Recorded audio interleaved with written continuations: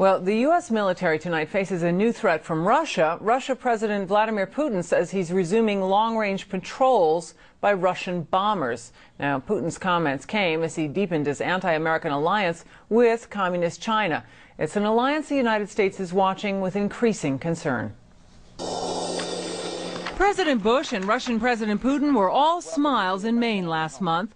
Weeks later, the Russian president took part in a summit of a different nature with a decidedly different tone, one that may seem to put him at odds with the West. As helicopters fire rockets and aircraft scream overhead, an alliance grows stronger between the leaders of Russia, China, and a handful of former Soviet states. Collectively known as the Shanghai Cooperation Organization, the group says its goal is stability in an oil and mineral-rich Central Asia.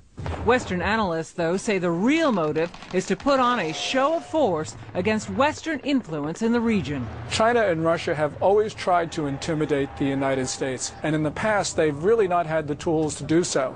But through the Shanghai Cooperation Organization, they have founded an organization that is now known as the anti-NATO.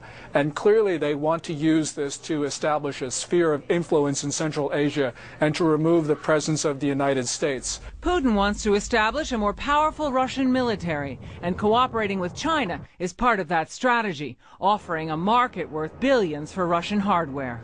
Yet while Russia cozies up to China, Putin also faces a possible future competitor. We should also understand that Russia is in competition with China to a great degree. China also wants to exert its leadership over the same grouping of countries that comprise the Shanghai Cooperation Organization.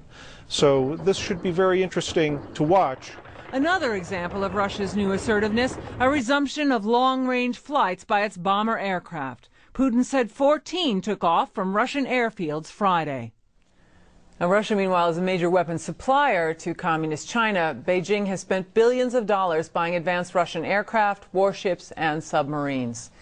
Well, Communist China